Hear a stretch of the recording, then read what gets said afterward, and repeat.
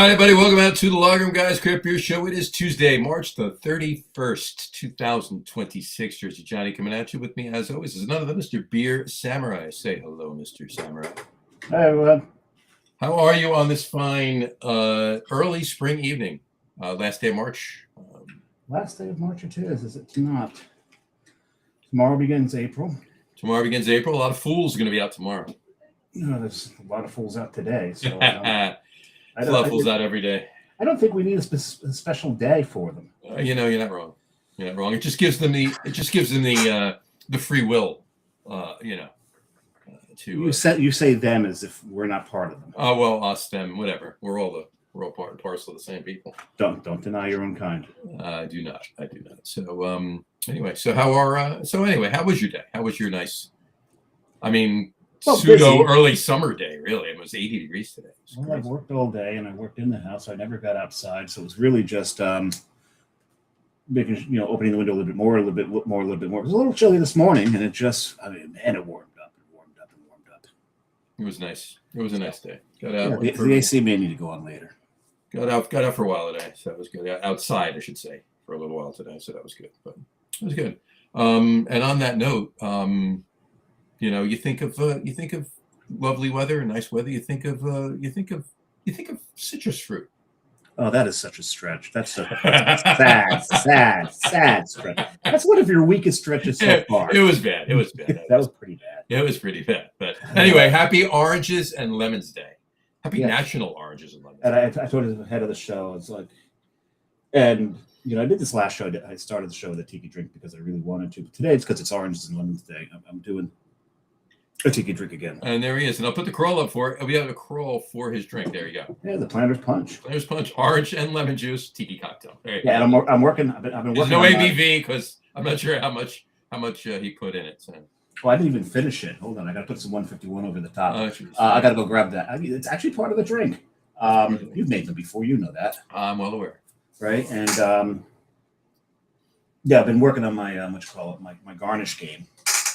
That's pretty nice. I like that. It worked, I think. So I think it worked. Go grab the 151. And what else do we have today? Today is also National Tater Day. Happy National Tater Day. National Tater Day. They call me Tater Salad. They call me Tater Salad, and his son is Tater Tot. That was Ron White. Ron White. Yeah. Oh, he was funny. Yeah. He was funny. Yeah, still is.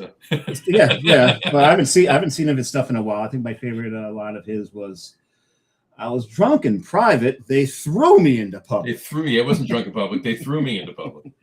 Yeah, that's good. And rounding it out, Happy National Crayon. I typed Crayola. Apparently you didn't. No, apparently autocorrect hates me. So let's do this. Yeah, well, your computer hates you. Well, we know that. Everybody's aware of that. We're aware of that. Is that better? There we go. Happy National. There we go. I like Crayon. Crayon Day. Crayon Squared Day. There you go. That's actually my favorite. My favorite nickname for what's his name? Scattaboo, Crayon Eater. Crayon Eater, yeah. Yeah, love that. But what was your favorite crayon in the big pack? Oh, geez. I don't. Not which one you wore out fastest. It's the fact for me. So you color over the line to make a border. You color over the lines. There you go. I don't know. There was a bunch, right? I used sky blue a lot, maroon. Burnt Umber, I think, was mine because of the name. Burnt Umber. Well, that's a great name. Raw Sienna was another great name that they had. Raw Sienna, there you go. Yeah. Burnt Umber was probably my favorite just by name when I was a kid. Yeah. Yeah. I think I used Brick Red a lot. There you go. Brick Red was a good one.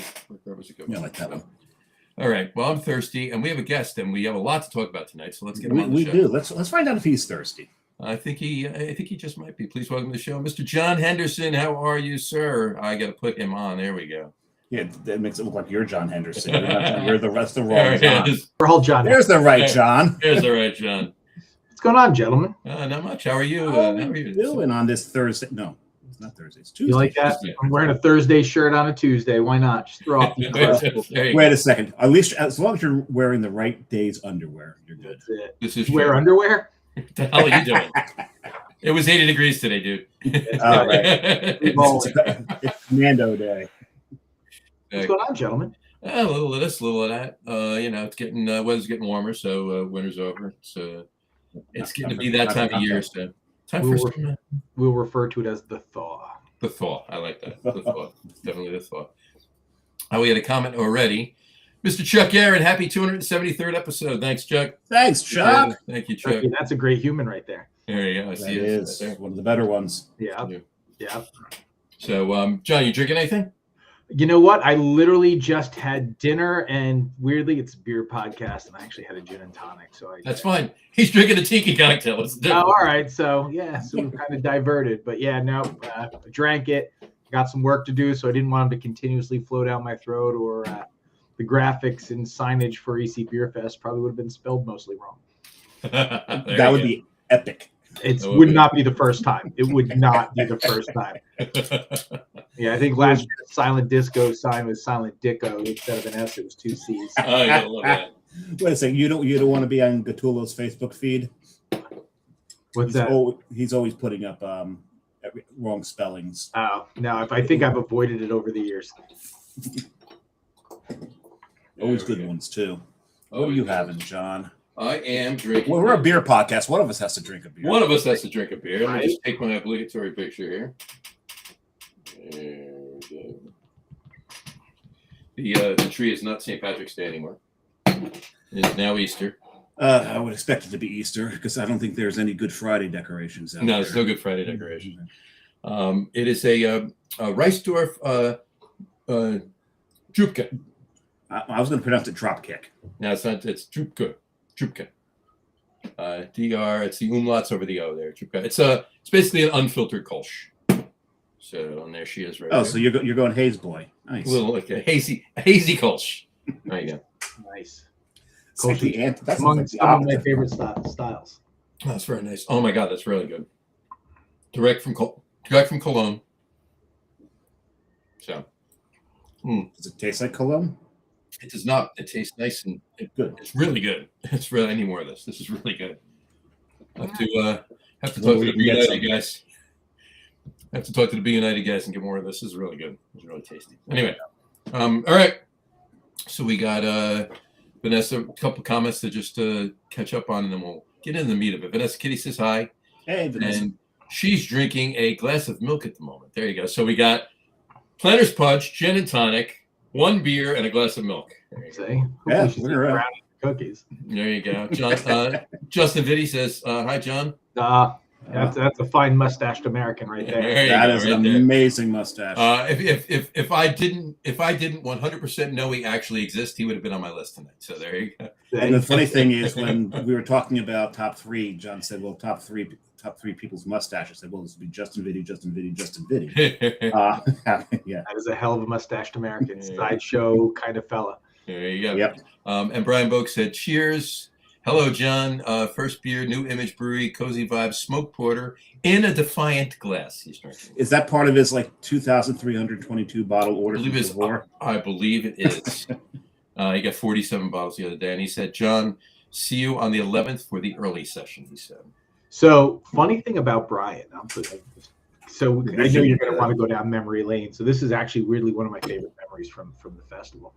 Brian came in strong, right? He got a big booth, and then he got a virtual army of people in hats to hold people's places in lines at other breweries so they could go try Boak's beer.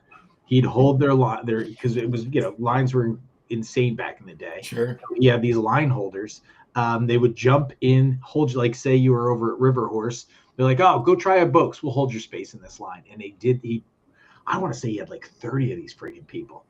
Yeah, it was awesome. And they all had a hat or something and Boak's beer T-shirts. It was very clever. It was very clever. It was awesome.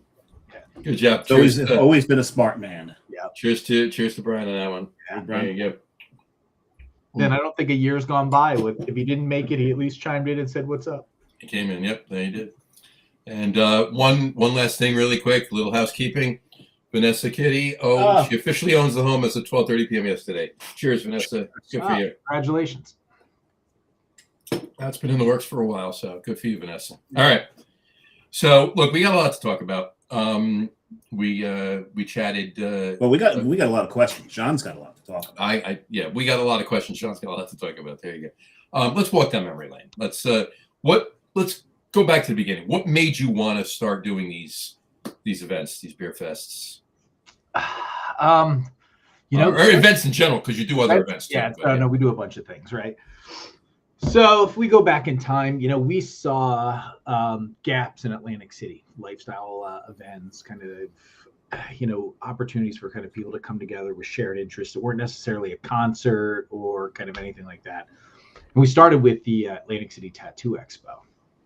I went to, a couple of years later, some consumer beer tasting. Wholesaler beer tasting in Pennsylvania with some friends. I was a beer dork at the time. I kind of always wanted to drink better beer. If they didn't have Beck's, I'd order a soda, right? If they didn't have kind of something better, I'd just order a soda. And we went to this this wholesale kind of beer event, and I was trying all these neat beers that I'd never had access to, and it was mostly for bars and restaurants.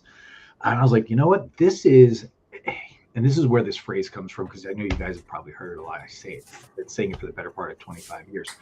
It created this. So this is a perfect opportunity for discovery, right? To drink kind of better product, like let's call it the winification of beer, right? There was more options that people didn't realize existed.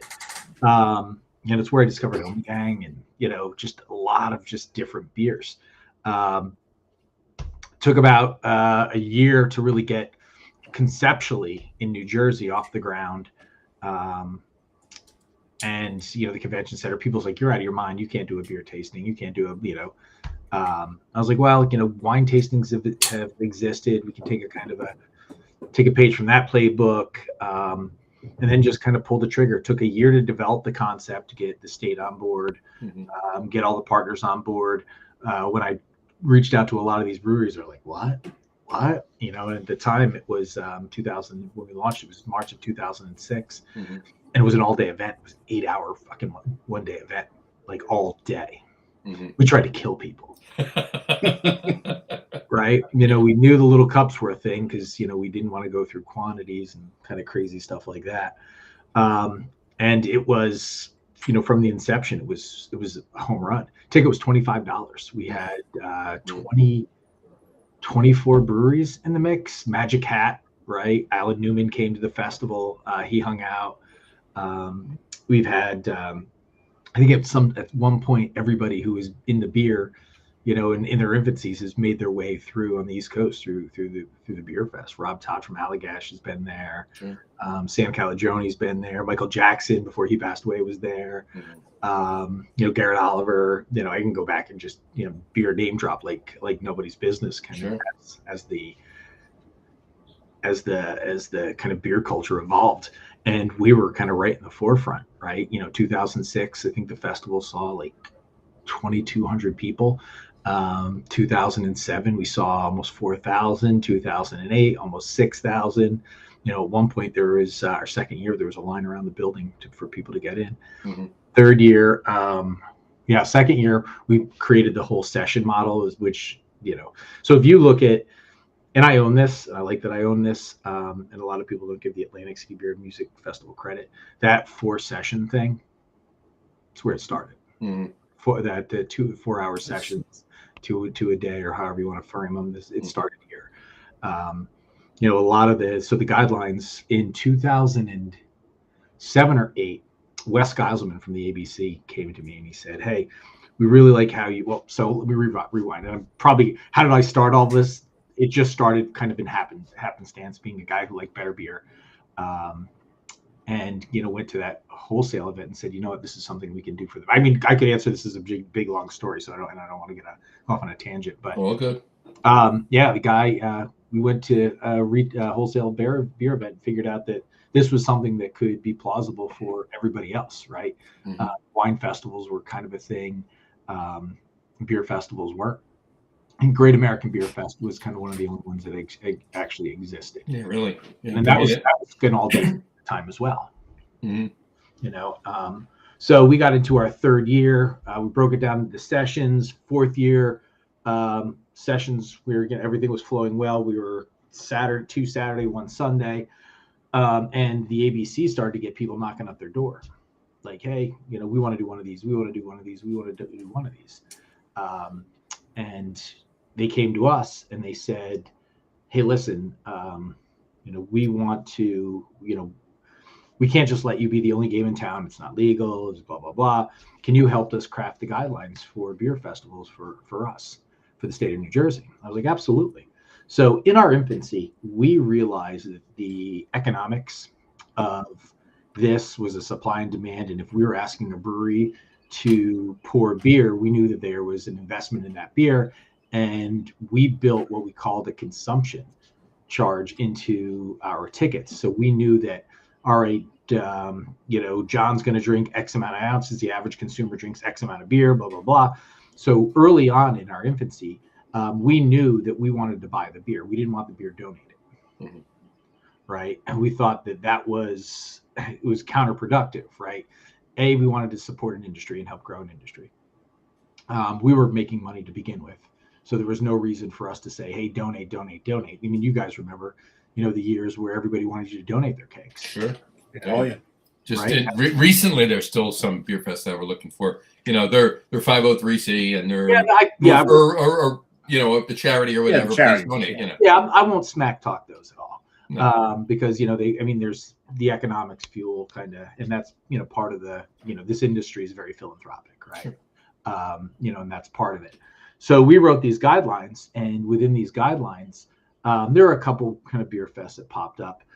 It was that, if you were a for-profit beer fest, you were required to purchase the alcohol, right? Mm-hmm. We had a bunch of beer festival producers, I could name names, but I won't, lost their minds. Like, oh, you're costing me so much money and blah, blah, blah, blah, blah.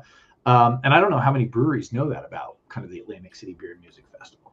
They would have gone years and years and years with people trying to shake them down for free beer, had we not made it a requirement. And, since day one, we've always purchased the beer. So that was kind of cool. It was just kind of the framework. We set the guidelines for craft beer festivals in the state of New Jersey, which were quickly adapted by New York and Pennsylvania, so you see that. So a lot of what happened in the infancy of this festival kind of shaped the beer festival world, as well as kind of the economics for these breweries as they go out and do festivals on the street. Nice. Yeah, it's amazing where everything started and how late it started, right? I mean, you would think that it was happening a lot earlier than it was, right? Yeah, I mean, if you think about 20 years is nothing, right? But if you look at 20 years ago, I mean, we still considered Michelob craft. Right. Yeah. I mean, there wasn't in the state of New Jersey, 20 years ago, there was 6 craft breweries.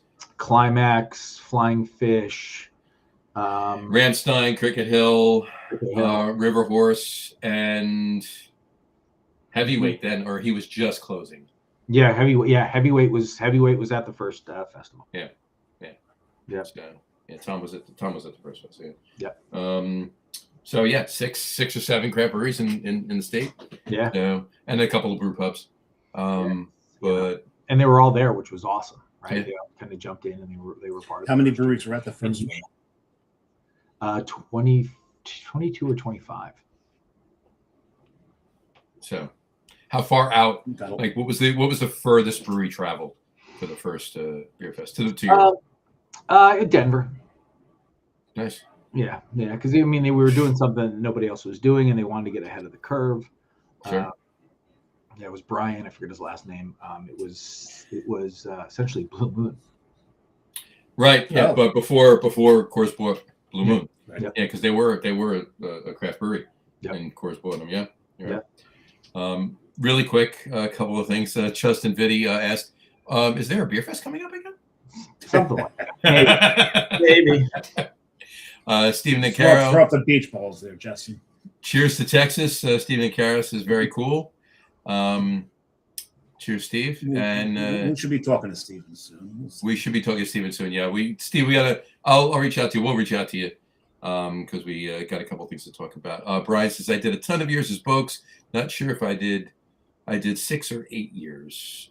I mean, listen, Brian partied pretty hard. He's I was definitely going to say 6 or 8 years. at 6 or 8, it could have been 13. Right? Yeah, That's And not hey, guys, past tense. He's still part of I was the 13th in 2007. There you go.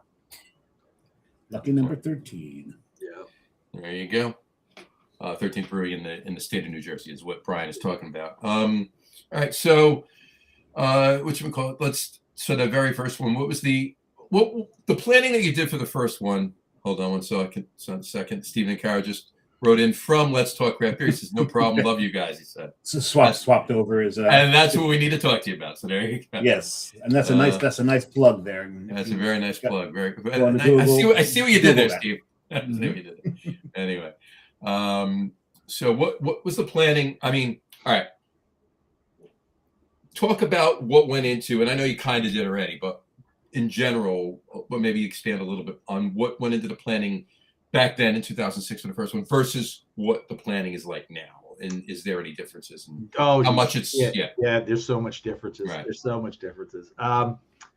MySpace versus Facebook. First AC Beer Fest was advertised on MySpace, right? Oh yeah. I remember. It was the hard part about 2006 is weirdly kind of the hard part about 2026, right? It's just convincing breweries to be a part of something that they just genuinely didn't understand at the time, right? And it's funny how it mirrors itself 20 years later, because I think we try harder now to get breweries involved than we did then. The ABC was a challenge, kind of understanding the vision, right? So I think that was the heaviest lift of it, was getting, and we created some great relationships with Wes Geiselman. At the time he was the attorney for the ABC. Great dude, super dude, and really just, the business development side of it, right? To where we went into it as kind of beer dorks before beer dorks were a thing, but also I was an executive with Harrah's or Caesars Entertainment at the time, right? So it wasn't like we were coming in without kind of really constructing the business side. I think the first year doing the in hindsight, being an all day kind of festival, we were thinking like county fair vibes, and we'll all come out and we'll hang out, and we put over 3,000 people in a room and just said, have a great time. And I don't know. Enjoy. Yeah, like sorry, and that's where the kind of the joke with the little glass started. Everybody's like, these little glasses, dude. A little glass will whoop your ass. You don't need more than that. And it's I hear it every festival, right? Every single festival. All these little glasses. I love seeing those guys at the end of the event. And just, it's this little glass just destroy you. And it was the 2-ounce line, so we kind of had control models in place. The festival was simpler then, right? Sure. Because we went into it with it was just about beer, right? We had a band. I don't remember the name of the band. I want to say it wasn't the Toga Party Band. They were a couple of years later. We weren't a music festival yet. We were simply just, there's no ticket master. I remember we had the tickets printed and we were mailing people tickets. Send us a check, and they'd send a check to my house for tickets.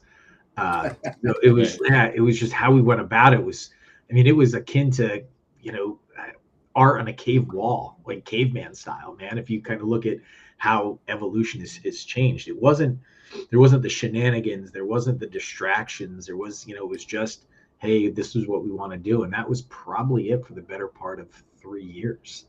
It got to the point where we had to get in year 4 or 5, we had to figure out how to do these tickets, because at that point we were selling thousands of tickets at a clip. And my team would just essentially, like this Seinfeld episode, killing people by licking envelopes. Right. It was like every day we'd go to the post office. It was like, send us your check for your tickets and shipping fees, which I think at the time was like $3. And we'll get them out to you when we get them out to you. And every week there was a young lady who worked for us, Dana. She bitched about all these tickets she had to send out. And they were kind of similar, paper, like a paper style ticket, and just a number on them. Thousands of them. Crazy. Yeah, I mean, it's technology's moved a lot. Then when we evolved, kind of what was that next level and turned to the beer and music festival, Mhm. there was a lot more finesse that had to come with it.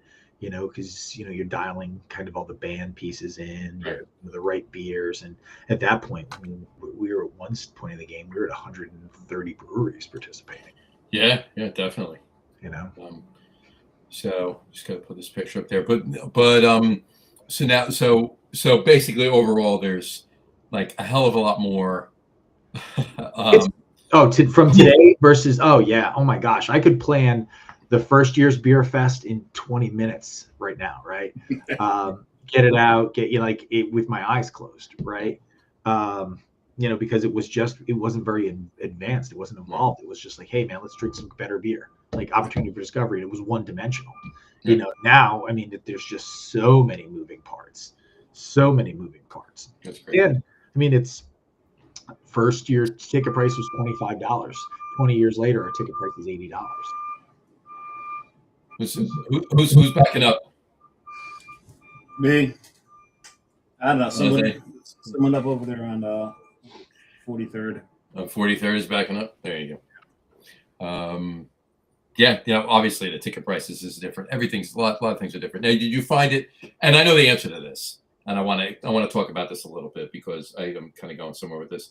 Was it easier to get breweries to want to participate years ago versus now? Yes. Yeah. Okay. Yeah. What's your reasoning? Why do you think that is? I think a lot of them were hungrier, right? I think they were hungrier. I think there was less of them, right? So it was really kind of, and it was it was an opportunity to showcase themselves, right? I mean, we'd go for breweries who just do these big, great setups and an opportunity to introduce themselves, introduce themselves to the world, right? I mean, and this is the festival to do it at. I mean, we're the nationally recognized festival. I mean, for the lion's share of our career, we were the second largest beer festival in the United States, right? Behind GABF, yeah. And people lined up, and we referred to ourselves as kind of the crazier little brother who would steal your parents' car and weed, right? We didn't take ourselves too seriously with all these crazy awards, and blah blah blah.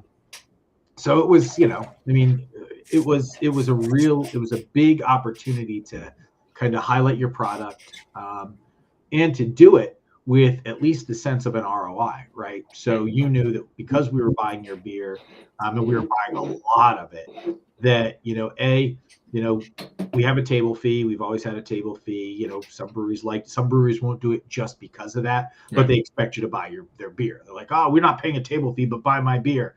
It's like, we won't invest in us, but we don't want to invest in you. The mentality was always gross. It was always like those guys was like, oh, you don't see the vision, you don't see the picture, right? You're one-dimensional, one-sided. When we were like, hey, what that table fee is, which was nominal, right? It was like you're co-oping into, our cost to help produce this event, be it ice, be it labor, be it, we were one of the only beer fests, and I think some do it now, that delivered your product right to you, the ice right to you. So there was kind of a little bit of equity that we asked, people to kind of put in, and that was, I don't think it's ever been more than $150, and we'd buy upwards of $1,000 of everybody's beer. Sure. So, it was funny, the breweries that wanted to be involved and the breweries that didn't.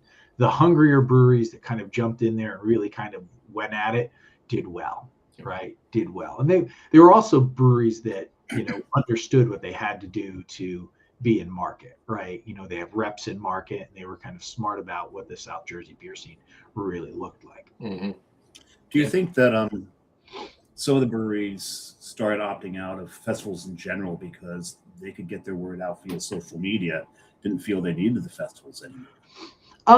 Cans in hands and liquid in mouths does so much more than social media does. I agree, but I'm wondering if they felt that way. Yeah, I think there's a lot of them that do. I think they still do. I can get that message out by blah blah blah blah, right? Our mantra. Nothing replaces having the liquid in your hand and tasting it. Well, nothing replaces introducing yourself to someone. And yeah, exactly. And that's if you don't just send down a couple of volunteers that just want to drink. Which is problematic. And we were never the volunteer model. Like, oh, we'll send your beer down if you've got somebody to pour it for us. And I was like, listen, man, it doesn't do you justice for me to have a strange college kid or somebody from the convention center going, "Hey, what kind of beer is that?" Fucking yellow. You know, it wasn't a thing. It didn't make sense. So when they said that, we're like, this might not be the opportunity for you. No, you had to be the guy that they were going to see at the brewery, Yeah, or the one that they were going to see out at the beer fest, or the beer fest, or the tap takeover, or the bar. Yeah, not everybody. I mean, they're going to communicate with somebody that's recognizable out in public, out in the real world. Yeah, I mean, listen. Nobody would get the volunteer you got at Brewsology, John. No, that guy, forget about it. That guy was fantastic. Yeah. Yeah, those are unicorns, right? Total unicorn.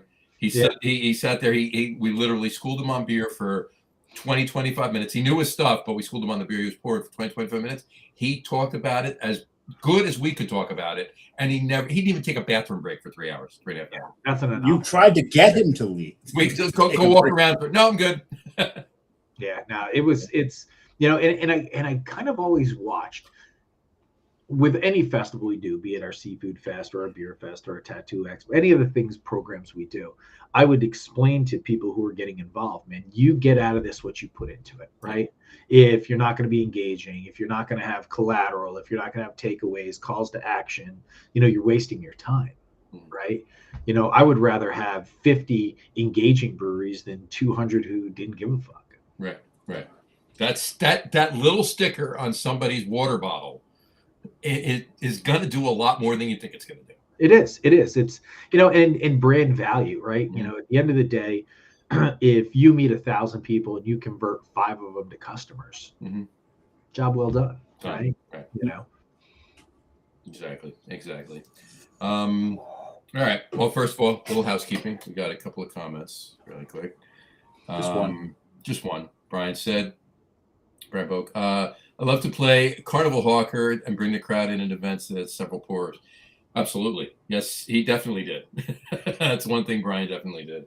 I did that too. There's a few of us that did that.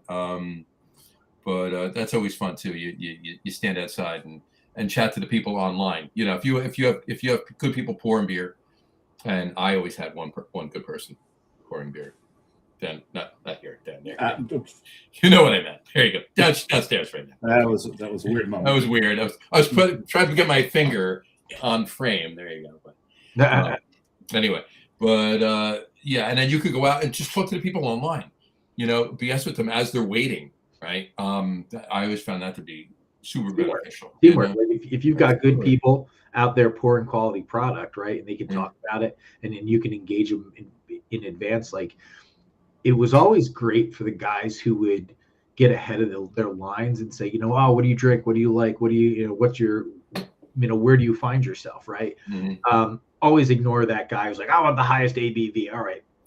There's no conversion rate for that. Yeah. Just move on. Yeah. But somebody would be like, oh, I like kind of this Belgian style or, whatever. Right. They throw it at you, a good representative at your brewery will kind of take you down the lane. Right. Absolutely. Like, okay, yeah, here's our version of that, or here's kind of, the counter to that, what do you think? So that's a smart move. I think the way Brian played it, there's a way a lot of them played it.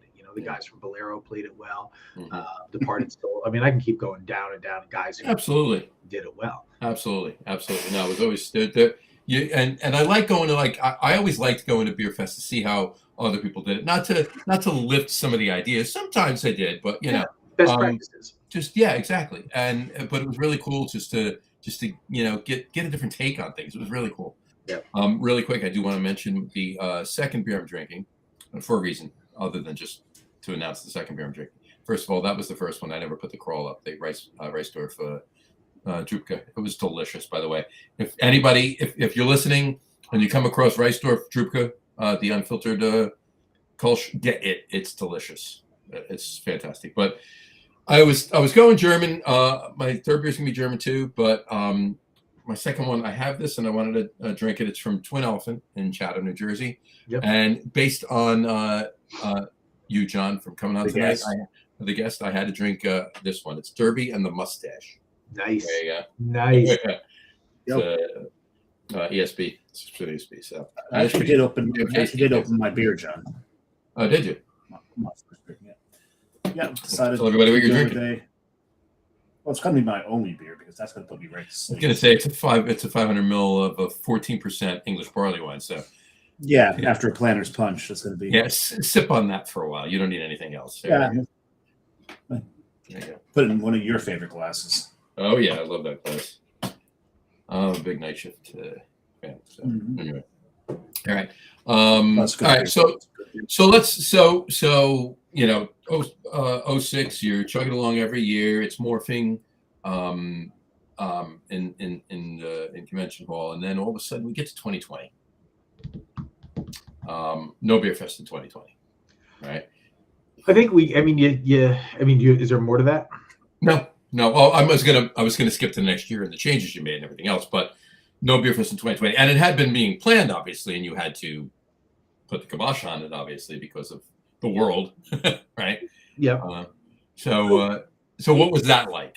Well, I mean, listen, we created a lot. You know, the festival from its inception to 2020. I mean, did so many iterations, the addition of music and kind of all of the things, and how it grew. Went from a 5,000, a 3,000 person to a 24,000 person event, and you know, it just evolved. And you know, the economics to craft beer, and kind of we were running hot, man. We had a great 2019.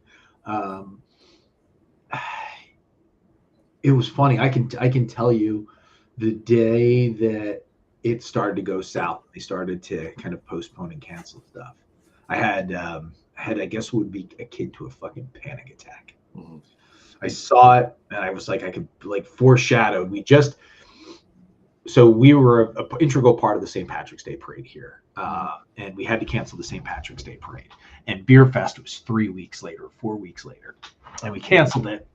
And you know, we went out on our own kind of private St. Patrick's party. But it was only supposed to be 2 weeks to flatten the curve, though, right? I mean, you know, so it should be fine, right? Yeah. Yeah. I started to read and do all these stats, and you know, I kind of dive into kind of everything just to figure out, you know. And I said to my team, I was like, this is going to be longer. I said, so we need to be ready to kind of postpone and pivot.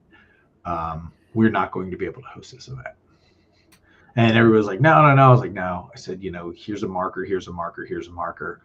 You know, this is going to get bad. And kind of shut myself in my room for literally probably 24 hours.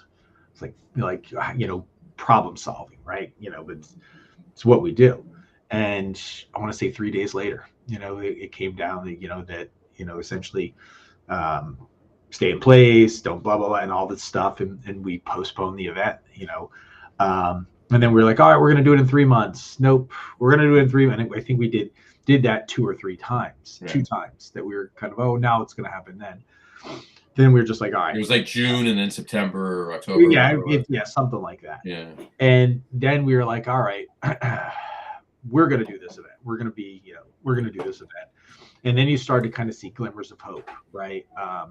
Whether you believed it was a glimmer of hope or not, you know, back the vaccination kind of clinic, all that kind of process. And, you know, then we saw in the Midwest, the drive-in movies, things start to work. And I shot a text. I was like, you know, the convention center still wanted us to hold out. They wanted us to do it out in one of their parking lots. And I was like, ugh, you know. Yeah. And we had previously done our seafood fest on Bader Field. Mm-hmm. So I texted the mayor. Which, by the way, is fantastic. But yeah, we're really proud of that. So I texted the mayor of Atlantic City. You know, I said, Mayor Small, here's kind of what we want to do. And he got back to me and he said, absolutely. I'm like, done. You know, we got you.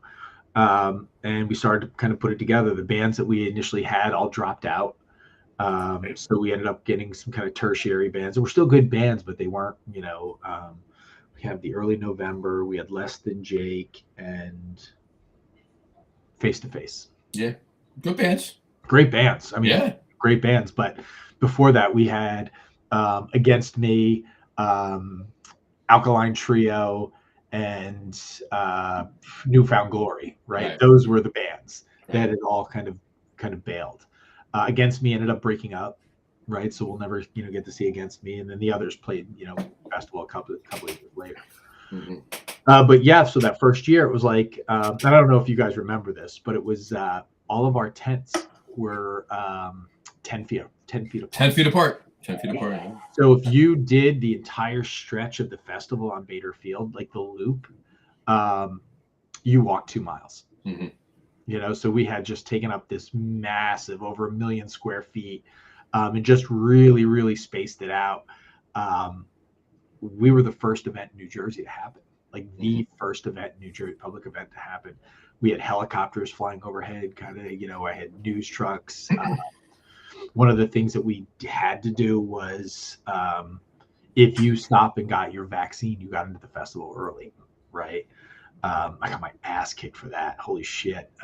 You know, the socials, you know, everybody Right. anti-vax. And I mean, I just wanted to get back to work. Right. So it was like, I tried to explain that to people like, oh, you're a sellout. I was like, yeah, I'm a sellout to feed my family. I'm a sellout to, you know, help, you know, kind of get right this ship. So, you know, if this is what it takes, then, you know, all right, we're going to do it. Right. I mean, I got, you know, I've got a team to get back to work. I got, you know, industries that we support that we've got to get back to work. So I don't give a shit what you hit. I'm still waiting to get my mind reading powers from that thing. Right. Right. But yeah, so, you know, we toughed it out, and then we did it on Bader Field, and it was for what it was. I didn't love it, to be frank. I didn't love it because, you know, we lost control of kind of that element of weather, right? You know, the building kind of gave you a buffer. It did. It definitely did. And then being out, because there was a thunderstorm on the second session, right? Yeah, it was right before we opened the session. Right. Clouds rolled in, blasted everybody, and then disappeared. And it was crazy because it was like, all right, well, at night, we've never hosted an evening event out there. Our seafood fest was always done by 6 o'clock, so we were never out there at night. We were finding people till, I want to say, 3 o'clock in the morning, sleeping under tables, just it was such a hard space to light up. And it was like, God damn, like, how am I going to continue to light this place up? We did it there 2 more times before I was like, I'm going back inside, man. Right. You mean people under tables other than Scott Wells? Right. He may have been one of those people.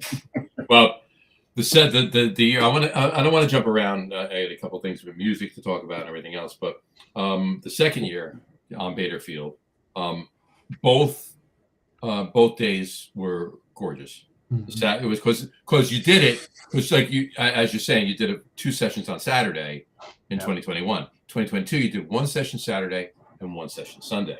Correct. And which is what you did in 2023 as well. Yep. But it was, I mean, just look at the day. It was gorgeous. You know. Yeah.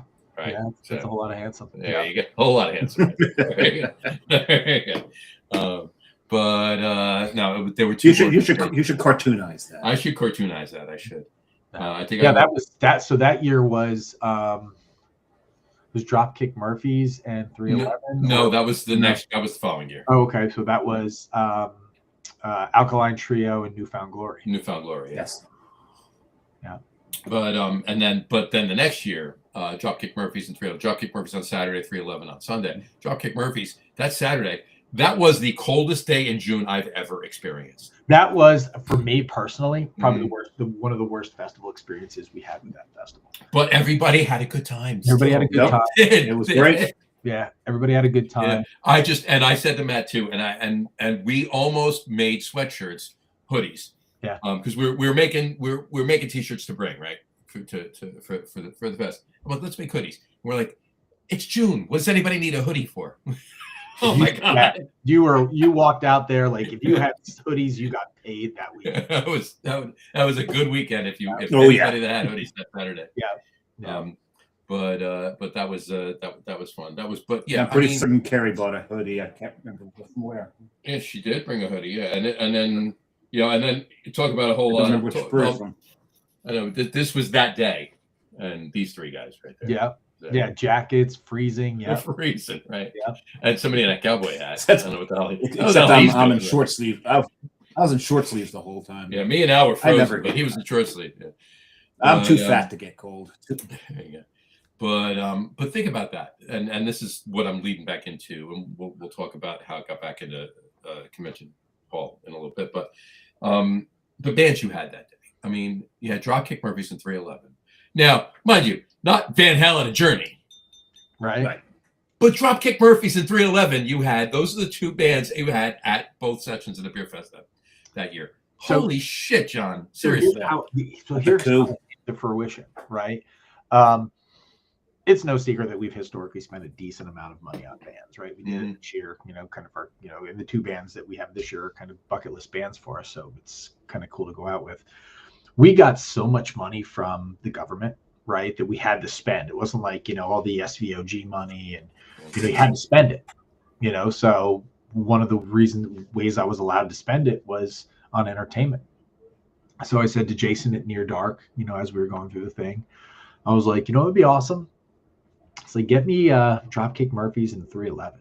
Like, those bands are $175,000 a piece. I was like, yeah, get them. We got it. We got to spend it.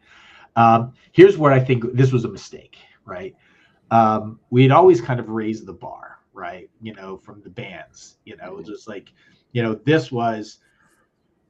Now, I'm not saying that Dropkick and 311 are better than any other bands, but from a public access to people and popularity, these were two massive bands. And I will tell you, 311, one of the best live performances that I've ever. They were fantastic. They were absolutely fantastic. It shot up drastically. It went 311, dropped. So then now our expectation was shot, right? Going into years where now our budget is back to, 75 to 100 grand per band. It's a massive, difference, right? So then people are like, you had this, you had this. I mean, I think at some point people were waiting for us to have Taylor Swift and it was like, guys, like, listen, we shot our shot because we had to spend this money. So we were like, fuck it, let's do it. I will tell you that the Dropkick Murphy thing was a bit of a headache for me. And it's, so I think I can actively say this out loud. I'm not going to stop shit talking. So in going into the preparation for that festival, about a week before, the agent sends us this thing saying, hey, there can be no glass near Dropkick Murphys, no bottles, no blah, blah, blah. We're like, well, our tasting cups are glass. So like, no, they can't be near the bands. They can't be near the bands. I'm like, what the fuck do you mean they can't be near the bands? Like, this is a beer festival. They're drinking beers. And nope, absolutely not. The band won't go on. Da, da, da, da, da. So my team and I are like, fuck, how do we do this? So I don't know if you guys remember. I remember. The date that went around, right? So we put it in and we said, all right, we'll collect your cups and then we'll give you plastic cups and we'll give you a brand new cup when you come out. We don't want you to waste your liquid, And it was and I was pissed. I was like, all right, we're doing it. We're already, $175,000 into this band, blah, blah, blah, blah, blah. So Dropkick goes on. And I'm sitting there by the fence and I'm like, all right. And they were late, by the way. They were late. They go on. That's because their gear was missing. Oh, their gear was missing. So that was a whole fucking thing, right? So they go on and fucking first thing out of Kenny's mouth is, they don't want you to have glass near me. They don't want you. What? I dare one of you. This is fucked up. Who's not drinking beer by me? And I went, what? He's like, yeah, first one of you motherfuckers to hit me in the face gets a free Dropkick shirt. And he's talking shit about the festival because we won't let glass near it. But that came from his fucking agency.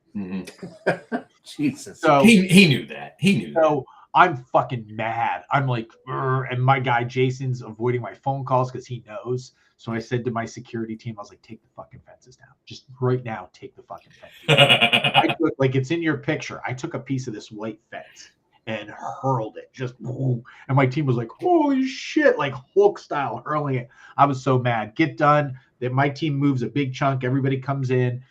I go backstage and I'm waiting.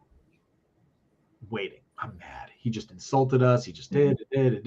And I see one of his guys run up on stage to kind of talk to him in his ear and fill him in. He comes towards me. Yep, those. So you have Liddell taking it apart. That's taking it apart. Let's take Liddell. Yep, fucking taking it apart. So you know the exact moment, right? So I'm standing there and I'm fucking mad, dude. I'm gonna beat this dude to death. I'm fucking mad. And he comes up. He's like, "I'm so sorry." His manager never communicated that. Really? They didn't tell him. They didn't tell him. Had he would have really, he would have struck that right away. He's like, "I'm so sorry," So now I don't feel bad admitting that I actually snuck in with my glass taster. I walked right in with it. Yeah. Terry's Terry guys, goes, "You're not supposed to have that." I'm like, "Fuck it, we're at a beer festival." yeah, exactly. But it was just like, come on, man.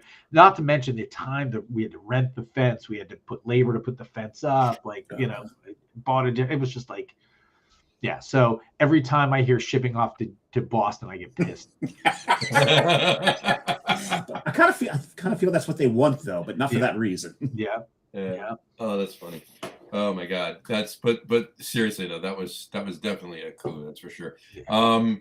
Algatulo chimed in, evening boys. I remember it poured like a mofo the Friday night, and then a rainbow came out, and I knew it was going to be an awesome evening, and it was. Yeah, we were literally just talking about it. Yeah, it rolled in. I watched this cloud that just looked like a wave, just roll in. Yeah. Al, I don't know if you saw the picture that I put up a minute ago, but there you go. That was the day of the Dropkick Murphys. It's like there's been beer festivals I've been to where a sudden downpour actually enhanced the festival. You get people doing mud sliding along the grass. Our witchcraft event, right? We've been doing that for 7 years. Oh my God, I love that event. And of the 7, probably 5 of them, it's rained in October. Nobody cares out in the woods, and nobody cares. Nobody cares. Yeah. Al just said more on witchcraft in a second. Al just said, John, looking forward to chatting with you, brother, on Thursday morning. Yeah, man. That's why John's wearing the Thursday shirt. He's looking forward to. He's looking forward to my quality time with Al. Yeah. And Al said, we were fucking freezing, but we had a blast. Yeah. Yes, we were. Except Dave had short sleeves. You and I were in jackets and coats, and he was wearing short sleeves. And I wasn't freezing. And he wasn't freezing. And Brian Boak is drinking a second beer, his Belgian Saison that he brewed. There you go. Whatchamacallit? That was an amazing day. But like I said, it's still a coup that, obviously you had to spend the money, but that was amazing to have those two bands there. And 311, like you to your one point, of the best live shows we've ever had. Amazing show. That was so it was so surreal too. And seconded by Me First and the Gimme Gimmes last year. That live performance was out of this world. Yeah, it was good too. So, all right. So talk about some of the bands you've had at the festival over the years, other than the one we just did. Obviously, go back a bit and yeah. I mean, listen, there's bands that we've had that people don't realize have played that stage, right? Just because of where they were positioned. A Wilhelm Scream played the festival. Sure. One of my all-time favorites. We had, the first band, everybody thinks it was Reverend Horton He, Drop Kick, and Rusted Root. And it wasn't. It was Marky Ramone and Blitzkrieg. Mm-hmm. Rusted Root played, but that wasn't the first band. So in 2009 was Marky Ramone and Blitzkrieg with Michael Graves. And then like Brick plus Mortar, bands that kind of blew up to be big bands, were on that docket. And then we figured, all right, let's do kind of a headliner for each session, right? And we had to kick it off with Bouncing Souls coming to New Jersey, punk rock royalty, right? Then we got Rusted Root and Reverend Horton Heat, so we kind of had 3 different genres, and it just kept getting better and better from there. Like the access to, and I give my buddy Jason at Near Dark a lot of credit. We'd kind of put this wish list of bands together, and it was at any given time, he would come out and be like, okay, here you go. Like every major, I'm a ska dork, so we've had almost every single major ska. We had Mighty Mighty Boss Tones, what? Mighty Mighty Boss Tones, I think it was Fish, Street Lake Manifesto, Less Than Jake. We've had who else? We had Thrice played. People forget that Thrice played. Shit, I can't just keep going through. Saves the Day, Taking Back Sunday. Yeah, Taking Back Sunday. Yeah. Wow. We're gonna keep going back. An amazing lineup. It's like over the years. It's been. And it's funny because I'll look back at some of the photos, and I'm like, holy shit, I forgot we had that band. Oh, like having drinking beers with Chris Carrabba, didn't realize. Oh shit. The Descendants. We had the Descendants. You're a punk rock guy. The Descendants, right? Everclear. We've had Everclear. We've had, so it's just like so many great bands. My favorite band. And next question, what was your favorite? So my favorite. So, take A Wilhelm Scream out of it, but my favorite headliner and the loudest band we've ever had at Beer Fest, Manchester Orchestra. Oh my God, they were so loud. Yeah, Oh I'm in the back, and I love this band. I love them. Like, and for the last probably 5 years, it's the highest ranking band in my kind of Spotify listening. They've got so many variations of them, right? I'm like in the back on my radio screaming to Doug, who was doing the sound, like, you've got to turn it down. Like, in the far back, I'm like, just turn it, like it's like one switch. No, turn them down a little bit. Yeah, it was so fucking loud. It was like, and they're such an amazing band. Amazing. Hold on. I'm just pouring a beer here. My third. We heard and we're seeing. Yeah, there you go. You said you promised you'd get back to German. I went back to German. My third beer that I'm pouring is from Burlington, Vermont. Is from Switchback Brewing. Is Uncle Dunkel. All right, That's actually a great beer. That is actually a great beer. So good. It's a smoked German beer, a smoked German Dunkel. But Dave, specifically, I want to point it out to you. Look what's on their label. I'm holding it like I'm holding it for a specific reason. We have a smoke-o-meter or smoke-ometer, if you will. 42%. Did they? That should be Bamberg smoke units. That's Bamberg smoke units. I like that. But I'll be up there at the end of April. So I'm gonna actually talk to them about our BSU thing. There we go. But the smoke-ometer, 42% on this one. So that's what that's 2.8. So it's a smoked dunkel. It's a smoked Dunkel. Yeah. 48. Yeah, 48 would be a 2.7. We'll see. 2.7. Well, no, because if they're doing it from no, it wouldn't. It would be more on the lines of a 2-1 because in our rating, 0 through 1 don't exist as smoke. So it'll be in the threes then at that point. No, it's only 48. It's only halfway up if it's 1 through 4, basically. So it's 2-1. Well, I'll be the judge of that. Let me tell you right now. Yes, you be the judge. Tell me how many BSUs you got. Nose, it's definitely 3. Nose, I'm giving you a 3, maybe even a 3.2.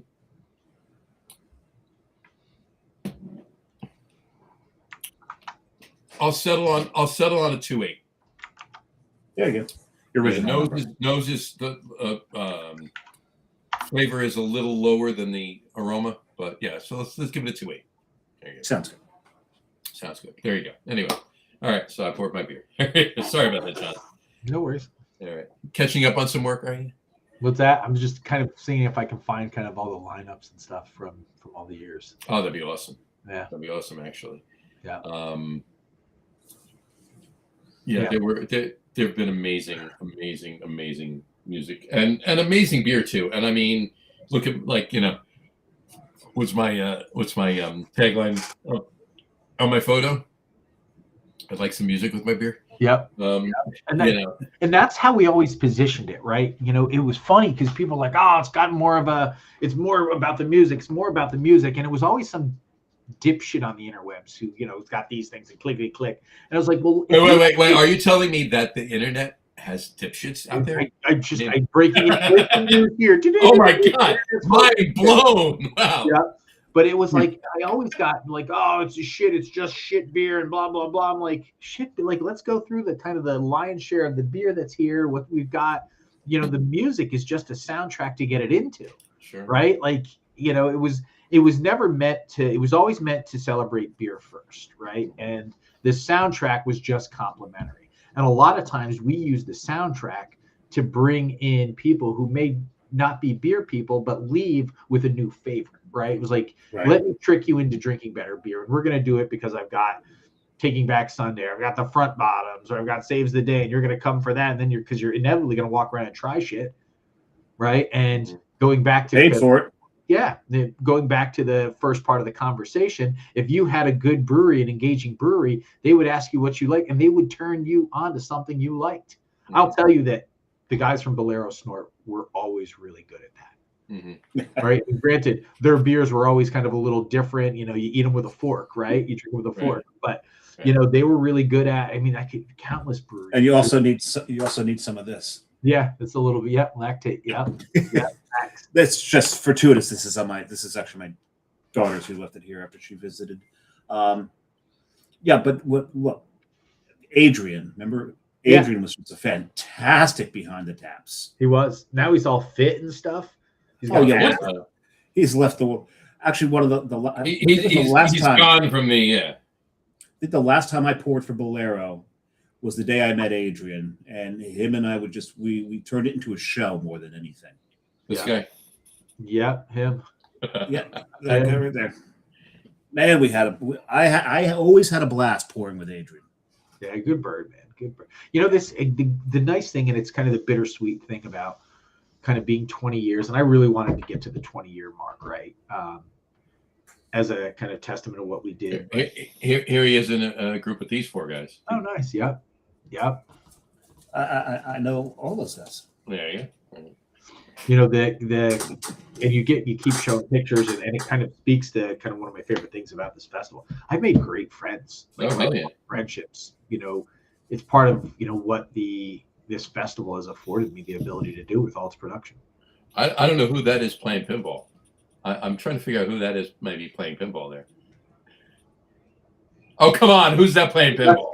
That's Scott. I was going to say, just a sweater alone should give it away because that's the dude's sweater. Yeah, exactly. Yeah. But to your point, John, one of my favorite parts about touring at festivals is before the gates open, Right. and all the breweries are milling about, and you're going to see old friends. You're catching up with old friends, and yeah, the festival is about bringing people in, turning them on to beer.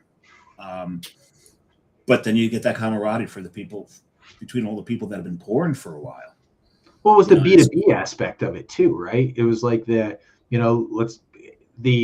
guys who got to meet guys in the industry that they wouldn't have gotten to otherwise, right? And I was like bed and breakfast from business to business. Okay. Yeah. Well, the B2B. Yeah. B2B.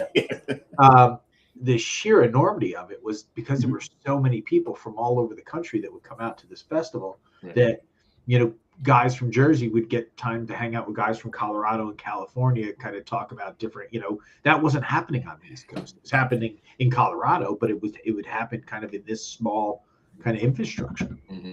And yet all these collabs born out of these festivals. Correct. Oh, yeah. That meet, that talk, and share notes like, hey, we should do something. Well, I'll tell you that I am confident that the styles that have evolved, you know, with the kind of the base core styles 20 years ago to today have all come from these festivals and these folks getting together and kind of talking through, we should try this, we should try that, we should try this, you know, because I know our festival's been home to a lot of wild collabs. Yeah, I can imagine. Yeah. Amazing. Yeah. Yeah, no, it definitely has, and that's one of. There's many things I love about the industry, and I've talked about them many times on this podcast. But one of the things I love the most is the collabs. It's just, you know, it's two birds getting together because this industry, is there competition? Yes, of course there's competition, right? But it's not true competition. It's like co-opetition. That's like I call it. Yeah, I mean, there's some instances where that's true, and there's some instances where there's not. I think that holds true for everyone.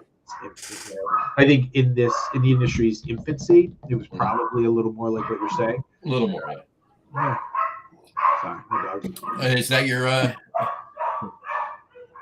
that yours? Yeah. There you go. That's all right, because my neighbor has a German Shepherd that's usually on this podcast every week. So.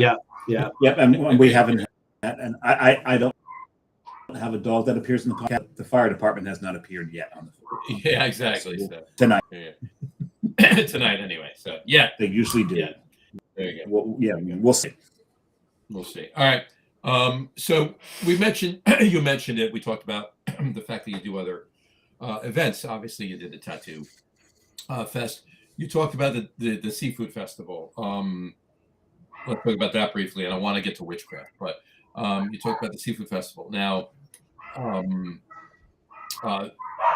the seafood festival and the Down Beach Seafood Festival are two different seafood festivals? No, the same seafood fest. So the Atlantic City Seafood Festival was initially, I couldn't figure out, I was at the time producing an event for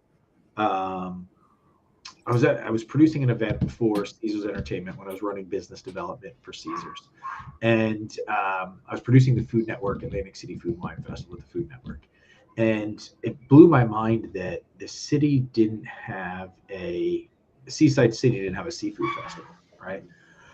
So, got my crew together and said, all right, we're doing we do a tattoo show, we do a beer fest. I'm building this big food and wine festival for the Food Network. Let's throw a seafood fest kind of in the mix under the Good Time Tricycle umbrella. And it started at Bader Field. Mm-hmm. And, I think by our second. Talk about, if anybody doesn't know what Bader Field is. Bader Field is, remember that comedian that was on the Drew Carey show, something Bader? Tall, skinny guy. Hold on. Drew Carey. Anyway, well, it's named after his family, something Bader. See, regardless, little useless information. Mm-hmm. So Bader Field is not Harrison Bader. Not Harrison Bader. No. Carrie Bader. Carrie Bader. Yep. No, Dietrich Bader. I was going to say Carrie Bader. No, Dietrich Carrie and Dietrich wasn't the real tall one. Real tall was Ryan Stiles. That was Ryan Stiles. It was the other one was Dietrich Bader. Dietrich Bader, yeah. Yeah. So Bader Field was an abandoned. It wasn't abandoned. It was a broken up airfield in Atlantic City. It was a private airfield where essentially puddle jumpers would land, and unfortunately, I don't know the years, but the last couple planes ended up in the bay, so they shut it down and kind of sent everybody out to why. Well, they had too many beers at the beer festival. Right. So they kind of decommissioned it as an airport. And then you saw events like the Dave Matthews Caravan did a show out there. Metallica did their show out there. And then we did our seafood fest out there. There was the mayor's at the time, his name was Lorenzo Langford. Good dude, saw it, went to him. I was like, here's what we want to do. We know that there was a seafood fest in the down by Gardner's Basin 15 years ago. It didn't last because, there were no economics. It wasn't put together by people who do this. So we put together the Atlantic City Seafood Festival. And, we had tens of thousands of people come out, piles of restaurants, piles of carnies, and just eating and shenanigans, and kind of same entertainment style we're used to with the beer fest. Just kind of now we're going to do it with seafood, and we're going to use it as that opportunity to really highlight, South Jersey culinary. And we went for a bunch of years as the Atlantic City Seafood Fest. Administrations changed, and the next mayor up, third mayor up, was a gentleman by the name of Frank Gilliam.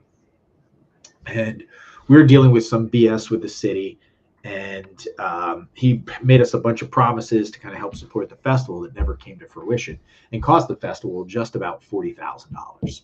Right. Lovely. This mayor. And I was just like, fuck this guy.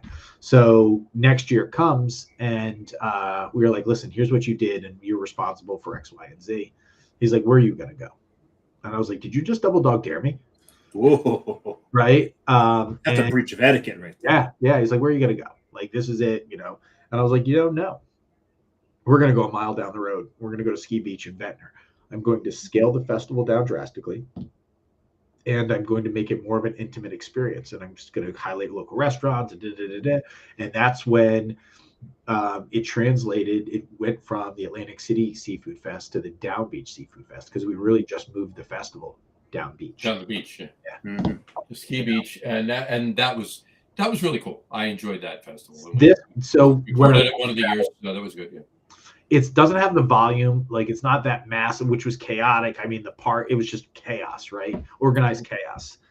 Delicious organized chaos. Delicious organized chaos. Yeah, this is a more intimate experience.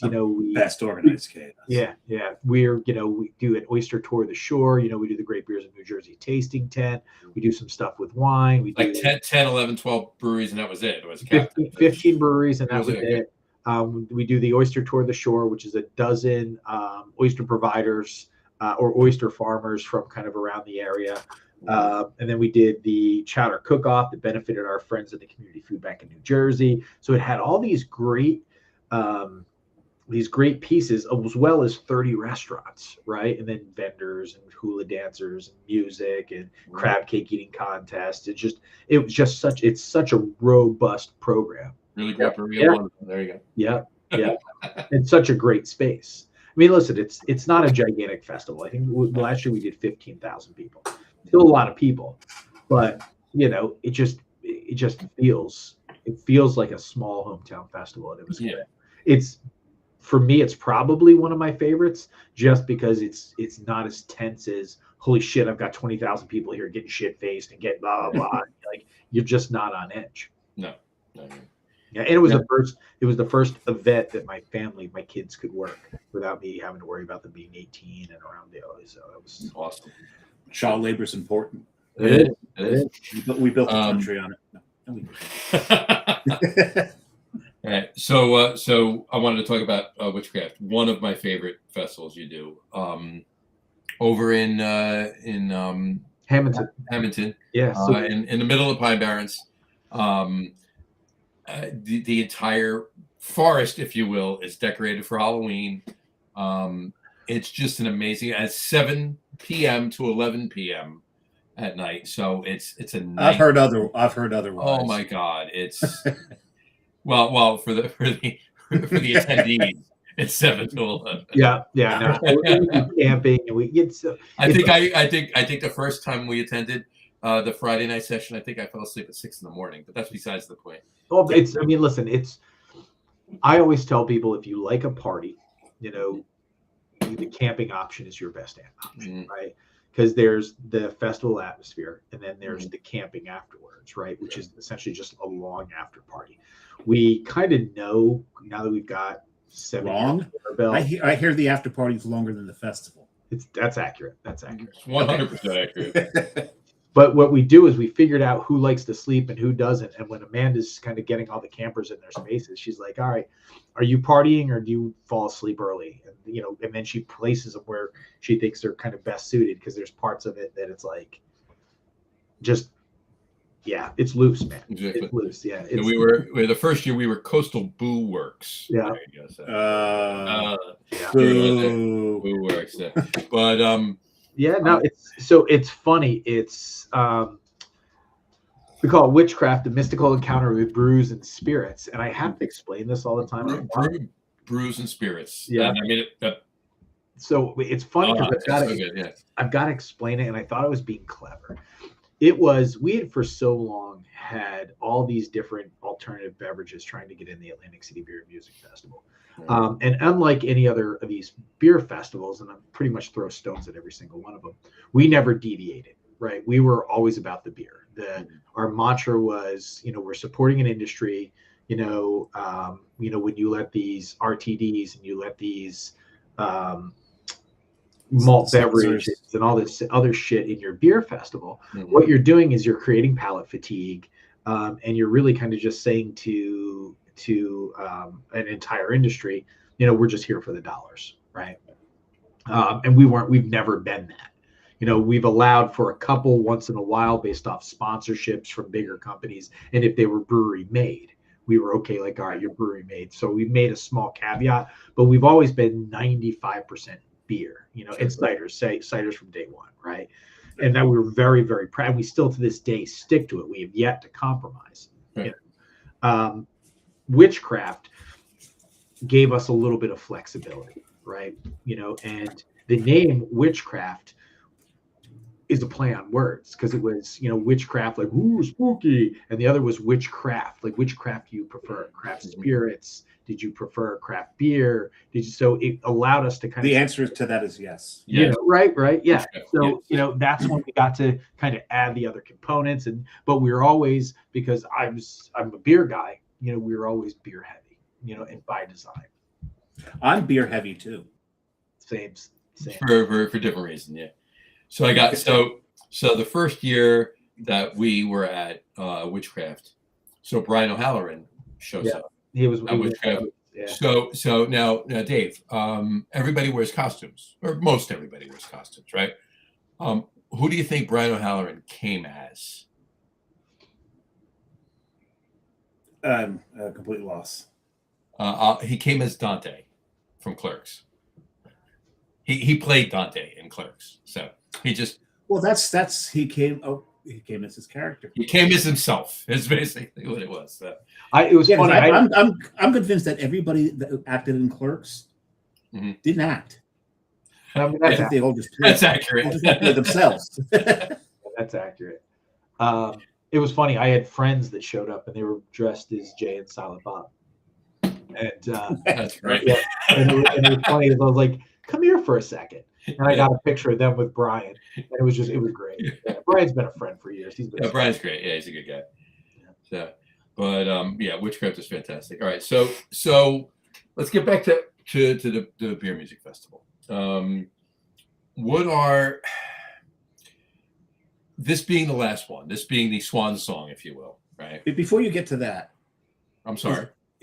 This will be the last AC Beer Festival? It's not the last Witchcraft, though, is it? No, it's just a Beer Music Festival. Okay, good to know. So this being the last, the swan song of the AC Beer Music Festival. What are some of the things that you were absolutely happy about doing, and some of the things that you would absolutely change from doing, if any? Yeah, I mean, listen, I probably, if I don't know how much I would change, right? Probably some deal structures, but I think, for the time, listen, 20 years of anything is amazing, right? Yes. And you guys know the industry has changed drastically. People, it's all we talk about. drastically, it's like, to where this was kind of a very, financially kind of beneficial festival. That over the time, that's just kind of run its course, right? It's like once it was a 25,000 person festival, this year we'll do 7,000 or 8,000 people, and the economics don't fit. And I don't know that from, I don't know that there's anything I would change, right? Because I think we had a pretty good run. I think, we were really good to an industry. I think an industry was really good to us. This festival afforded us the opportunities to create things like the Down Beach Seafood Fest and Witchcraft and Knee-High Knucklebuster Micro Wrestling. And, so it afforded a lot of opportunity. It allowed for a lot of economic impact, right? For the city of Atlantic City, I think for a good portion, it gave people a reason to come back to Atlantic City again, when it was lacking, right? I think it helped kind of spur a lot of businesses. I think, it's social impact from people getting together and kind of all celebrating over beer when, you'd have right and left and everybody was friends and having beers. I think I'm honored to have been able to kind of play a small part in, such a big industry, I think, this festival was integral for how fast craft beer developed in the state of New Jersey and even Pennsylvania. Yeah, I wouldn't disagree with that at all. So I'm proud of that. I'm very proud of that. Yeah, that's fantastic. Yeah. It's something that's always been a staple for 20 years, right? In the state, and I'd be remiss if I didn't mention that somebody would always say to somebody, you going to AC this year? You going to AC Beer Fest this year? You going to blah blah blah? Yeah. It's something that what is a consistent norm in the industry in the state, and that's across all tiers too. I'm not just talking drinkers, breweries, distributors, bars, stores, everything else, and experienced all levels of it, and everybody always said the same thing. Times change, right? Demands change, tastes change, the industry changes. Sure. And it's like, I wanted to get to the 20-year mark. I never thought I'd get to the 20-year mark, right? What do they say? You change careers how many times? And, it's not, weirdly career change, but it just felt like time, it was like, I'm tired, it's not as easy, we're selling a concept to a completely, new group of beer entrepreneurs that kind of came in a different place. It got to feel like pushing a rock uphill, and the juice, just because it wasn't worth the squeeze. Not to mention, you distress markets, like they just so many just different reasons. And I thought, 20 years was the right year to is say, let's pack this one up. Let's call it a day. Yeah. Last call, everyone. Yeah. Last call. And that's what we're referring to it as. So now that doesn't mean we won't find ways to celebrate craft beer in Atlantic City, right? That's we're pot committed, man. I spent 20 years of my life supporting kind of an industry. I'm just not capable of stopping. Right. So Witchcraft is continuing.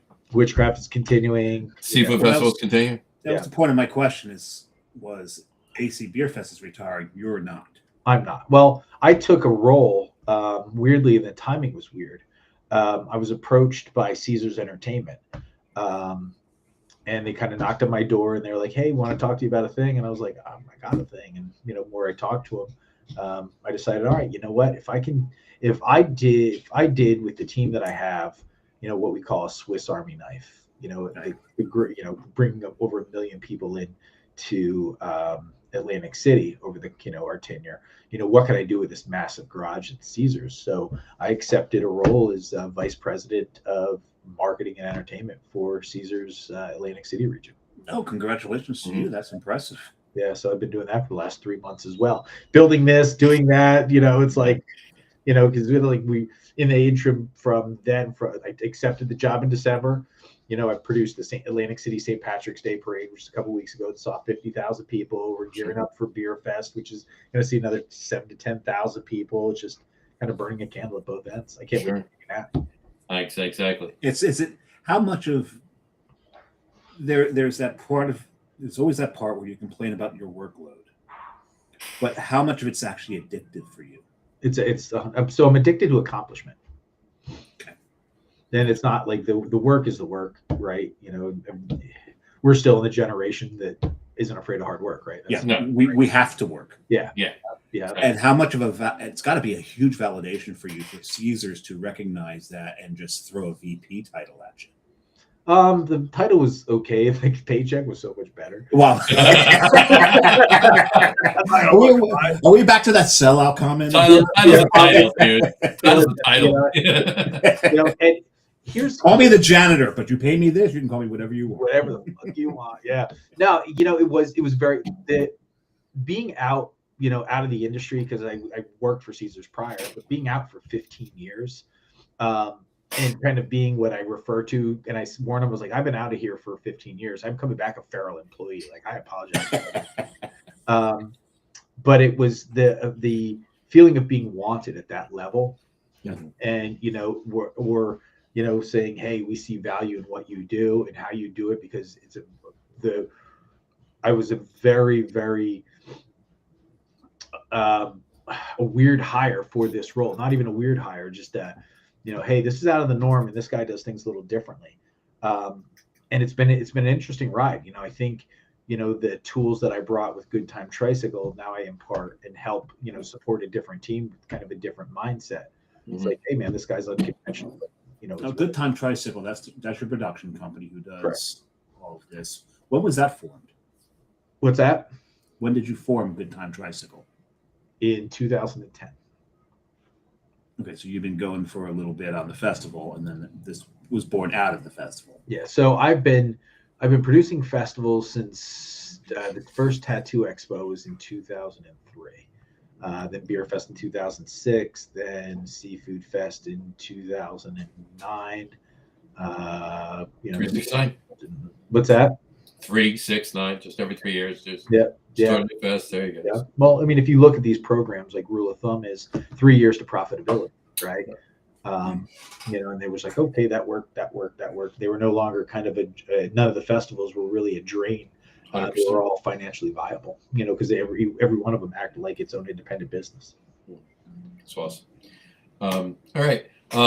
2 things I want to put up really quick. 2 comments from Brian Boke. He said, I just pulled my AC Beer Fest a brewer ID hang tags. I have 7 of them. 3 do not have years. Oldest is 2010. Since I was not in existence in 2017, I probably started in 2009. I will wear them all on the 11th. There you go. Character. There you go. He is. And then he said, 3rd beer, Ramstein beer, double platinum blonde. I'm surprised he's only on his 3rd. I am too. It's 8:45. He should be on his 5th by now. It's 8:45. Yeah, exactly. And then and he's lagging. this was him on Sunday night. I swear the guy got age. Yeah. No, he don't. No, he doesn't. And more on that in a minute, but or later. But we'll talk about that. But all right, I got another question on the Beer Fest for you, but I do want to. I would be remiss if I didn't say. I think it's time for our top 3 list. What do you think? We should do that. I think we should. And our top 3 list tonight is top 3 fictional mustaches. Top 3 fictional mustaches. Whatever that means. Jon, read it as you will. Read it as you will. Jon, please start us off. So are we gonna go? Are we gonna each pass it around one? Nope. No, you do your 3, 2, 1, and Dave does his, and I do one. All right. So Flash Gordon, Ming the Merciless. That's a great mustache. Right. It's kind of a Fu Manchu he had. No, came straight down. Right. Yeah. I mean, shit. Anything Sam Elliott. Of course. Yeah, anything, right? I mean, but are we talking cartoon? Are we talking like? I went all cartoon, but we left it open for. Yeah, like definitely Ming. I think Ming is a good one. Jafar is also. There you go. Yeah, it's Jafar. very similar to Ming's. Yeah. You have a type. Right. You mean the obvious is right? Charlie Chaplin. There you go, Charlie Chaplin. That's the obvious. Yosemite Sam, right? Kind of obvious. Oh yeah. But yeah, I think if we're gonna go fictional, I think my top one is gonna be Ming, Flash Gordon. I like that. Right. I was gonna do it. You can do it. Yeah. It's a Flash Gordon. I just had to. Yeah. They keep talking about making a reboot of that. I'll be so pissed if they do. And if they do and they don't have Brian May score the thing, I'll be pissed. Yeah. I don't see why they wouldn't, actually.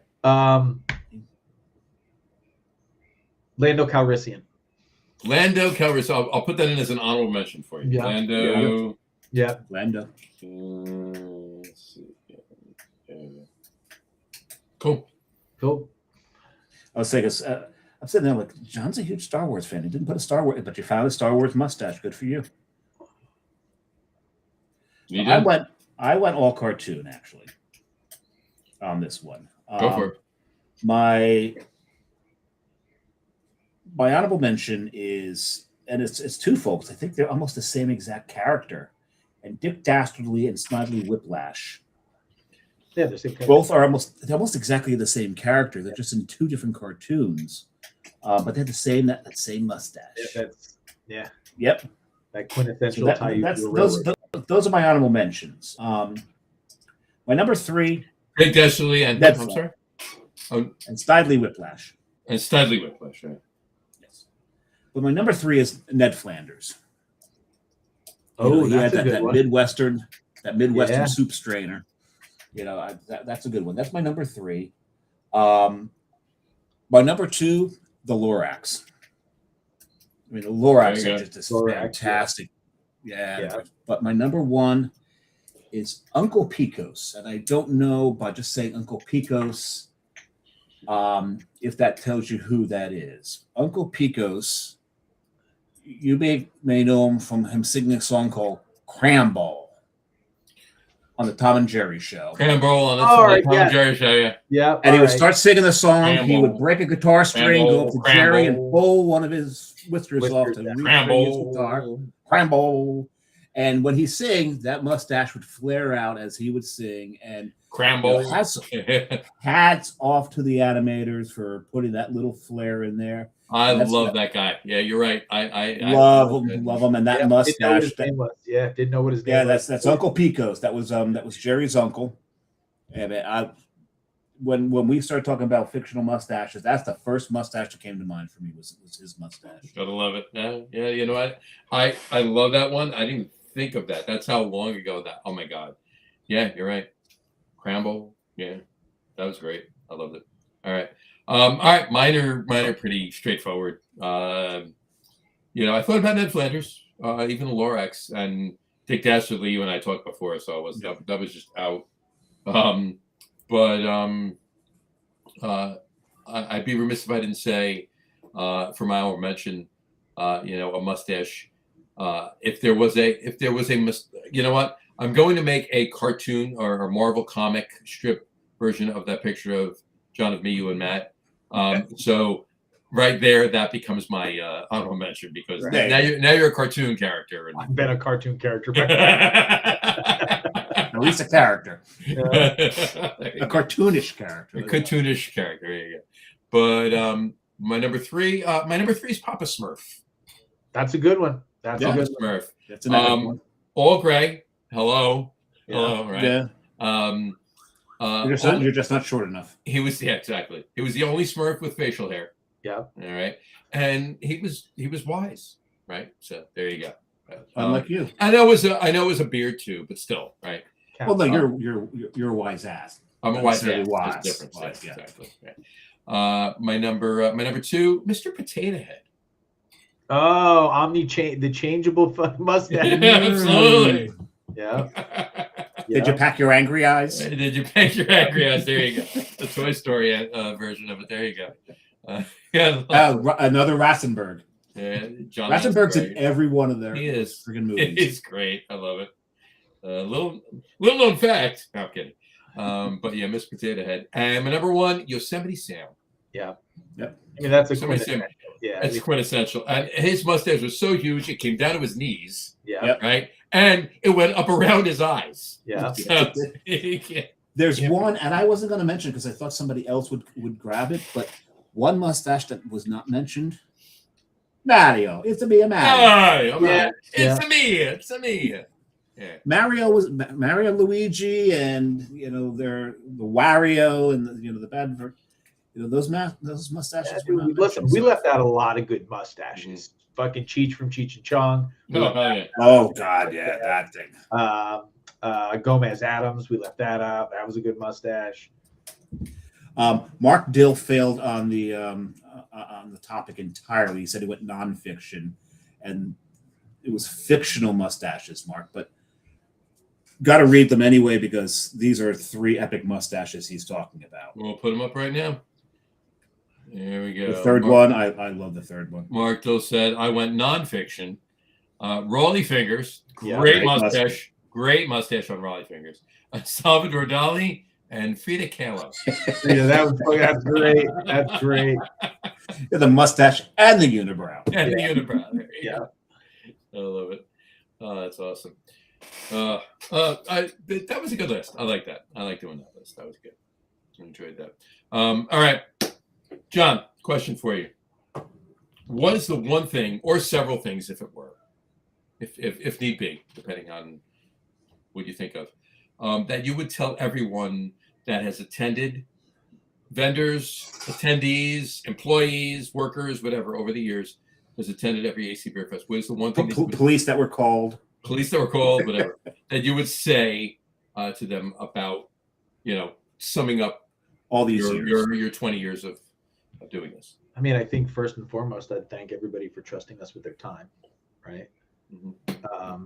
Because I think time is kind of the one thing that, is always kind of ringing, and, it's never lost on me that, so many people have chose, to trust us with that piece. So I think I first and foremost would probably say thank you, above and beyond. I hope, everybody who's been a part of it, from, slinging kegs to pouring beers to, operating amusements to coming out with their friends to, I think the biggest thing I could say was thank you. I don't know, I mean, it's a short statement. It's humbling, but thank you. Honestly, I think John's question was loaded, and was just giving you an opportunity to say thank you to everybody who's been involved. Thank you. But that's always. I mean, it's never been lost on me the amount, the armies of people that it takes to help us kind of build this thing, and the armies of people that helped lift it up, via word of mouth, via kind of, hey, they had a great time, and the people who come for years and years and years. I mean, Bree from my team met her husband there. I can tell you countless people. I have messages in my inbox that are people that's met their husbands, and might have that night gotten laid, and now they have kids because of because of getting laid that night. That's want it or not. Yeah. So it's like I've got a ton of those stories in my inbox, and and I ask people, can I share them? And I just never have. But yeah, it's people's trusting our little company, and the people who make craft beer, and the with their time, with their flavor, with their that's one of the the biggest things people can give you is their time. 100%. You're not wrong at all there. Absolutely. And for them to and for everybody at that point to trust with that time and want to not even just the trusting with that time, but want to devote the time to it. Yeah. And want to be there for it, and want to experience it and take it all in and be part of it. That I think it speaks volumes. It does. So beer, as far as festivals go and events planned by, whether it be Good Time Tricycle or Jon Henderson, is not done. No. Just the AC Beer and Music Festival. Correct. Is done. Yeah. Gotcha. Yeah. All right. So that's the message we're putting out there right now. Correct. All Correct. Right. If you've heard the rumors and about the EC Beer Fest and what it is and the fun you have, and this is the last time, right? And I've kind of invited everybody. Like, I've put it out there. Like, if you can show me proof that you've been to the 19 prior festivals, I'll give you your ticket for this one. There you go. I have no problem. If you've been coming for 20 years, happy to do it.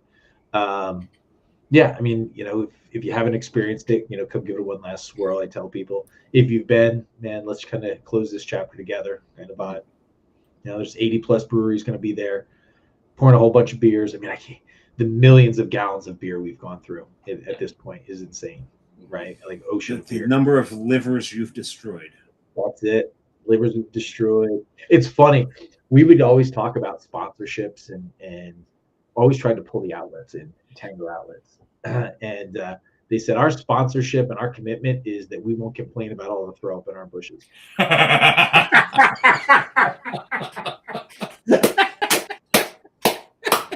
That's amazing. I had another open. That is the nope, that's her open right there. Right there.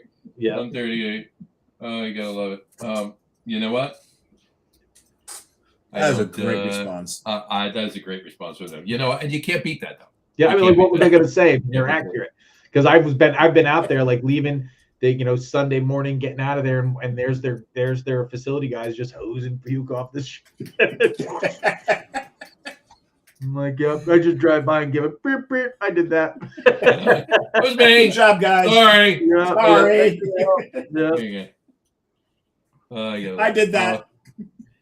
There are so many, and I got to tell you, just me alone. I've been to all but one of the 20. I can't say that because I haven't been to this one yet. I'll be there. I haven't been to this one yet, but I've been to all but one of the 20. And there are so many stories that are still anecdotes on a somewhat regular basis that I tell people, that I talk about. That happen. We also don't know how many. Either at the beer fest, either at the beer fest or because of being at the beer fest, in Atlantic City for that. And it's it'll never stop either, because they're fantastic anecdotes and there were fantastic times and they're irreplaceable memories. And I'm never gonna. It's never gonna be out of fashion in my mind to bring them up, and I just want to say thank you for doing what you've done over the last 20 years. It's appreciated, the support. I mean, you guys, like, these are fun. The ability to talk about it, the ability to do all that shit. I mean, it's it's not just that, but it's also your festival put New Jersey on the beer map, the craft beer map. Let's face it, back in the days, there was a reason that New Jersey had the most distribution into the state of craft beer, because, and I don't want to besmirch any of the breweries that we had back then, but these were not nationally known breweries. They were locally known breweries, but that was it. Yeah, they were locally known. They were not breweries that, if you were beer trading, that people were seeking out. So these didn't put Jersey on the map. The AC Beer Fest put Jersey on the craft beer map. So as a New Jersey beer nerd, thank you for that. It was, it was out of kind of the same thing. It was like, hey, I just want to drink better beer, and I want to do it with my friends, and I want to introduce beer. I never thought that it would have turned out to be the business that it was, to be frank. I didn't. If you would have told me, 20 years ago that we'd be having this conversation, I'd be, this thing's lasted more than 5 years, I'll be shocked. Right? Well, John and I, when we started this, we never thought we'd be like the 2,700th most popular craft beer podcast out of New Jersey. Well, no. We moved up. We're the 2600th. Yeah. Oh, 2,600 craft beer podcast. Most popular out of New Jersey. Yeah. Okay. We never thought we'd attain that. Yeah. Well, Al's number one. And then there's 2,598 others. And then we may be number two only because there might be two in the whole state. Yeah. Because Rod J moved. That's the only reason. Rod J moved. There you go. So there you go. No, and we really appreciate everything you've done for the industry. Myself, from this podcast, from the craft beer industry, and everything else. I personally appreciate everything you've done for the craft beer industry. I'm not blowing smoke up your ass. It's honest. Unless you enjoy it. Yeah, right? Everybody, butthole smoke rings. Butthole smoke rings. I'm actually going to go outside and smoke this after we finish. So see, like an adult, I have a cigar room upstairs, though I don't have to go outside. Yeah, I got to go outside. She'll kill me if I don't go outside. He has a boss. I do have a chocolate cigar. It's nice enough. Did I tell you about the chocolate cigar? I don't want to know about the chocolate cigar. Let's hold off on that, dude. No. The cigar made out of Belgian chocolate. Oh, all right. He actually managed to make a chocolate cigar. Oh, this is Benoit. It's smoked chocolate. Smoked chocolate. This is Benoit. Yeah. Benoit. I had Benoit is a chocolatier out of Connecticut. We have him on the show every February. He's from Belgium. He's from Belgium. He did a smoked chocolate cigar. And you haven't had it yet? No, I did have it, and that's the only reason I know it was a smoked chocolate. He doesn't advertise it as such. I took one bite of it and went, that motherfucker. Holy hell, he actually made a chocolate cigar. This thing is fantastic. John, you need to go online. You need to order about you should. a dozen of these. By the way, that was my other humidor. You see my other humidor, like my humidor back here. So. Yeah, he's got his right knee humidor and the left shoulder and the left shoulder humidor. Important. It's very important things. So, all right.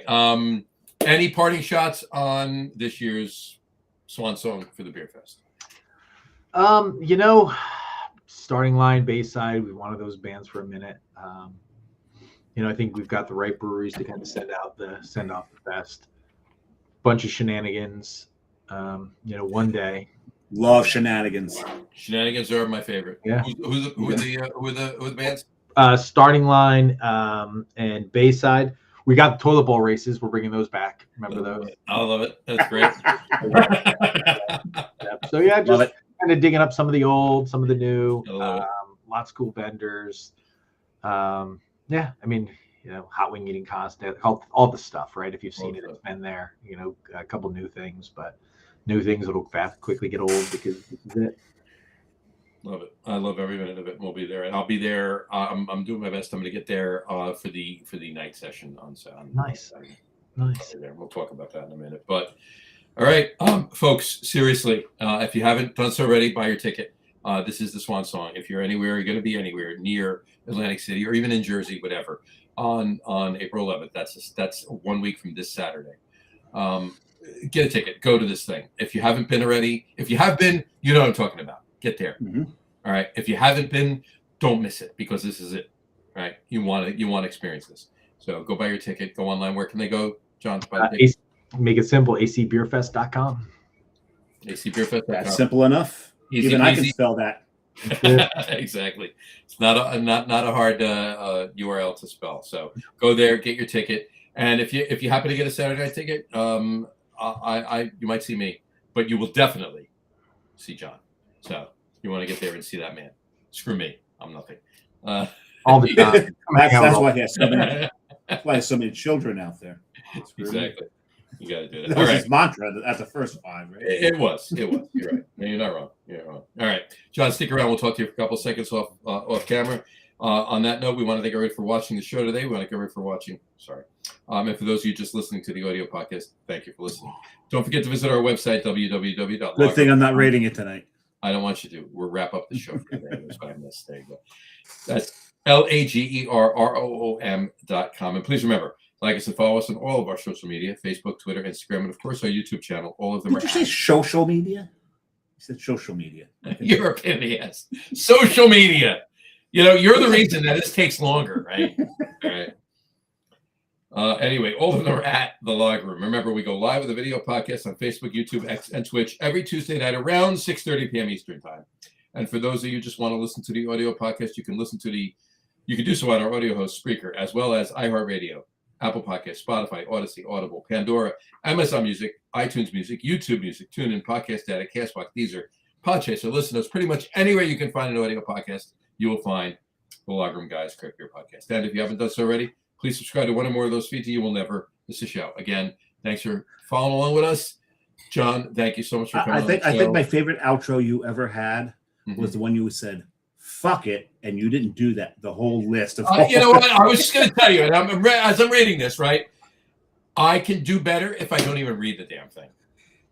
Well, I know that. I've told you many times that thing's a damn I literally can do better if I don't look down at this damn outfit. But my favorite time you ever did it is where you decided, I'm not reading all the goddamn services we're on. I'm just going to say, and anywhere you can get a podcast. Anywhere you get a podcast. That was my favorite outro you ever did. I think we'll adjust it from this point because we do that on the. We need to truncate it. We need to truncate. We need to truncate it. Anyway, I like that word. Not enough people use that word. Truncate. Yeah. There you go.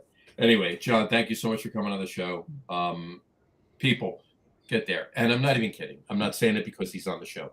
You need to go to this. If you've been before, the last one, go. If you haven't been before, don't miss it. You need to find out what we're talking about. Right? What the hubbub's about. What the hubbub's about. Go. What's the hubbub, bub? What's all the hubbub, bub? Get there, enjoy it. Anyway, have a great rest of your week. Have a wonderful weekend, and we will talk to you next week, folks. Take care. Cheers. Cheers. Cheers. Thank you. I saved just enough to cheers everybody on the end. There you go.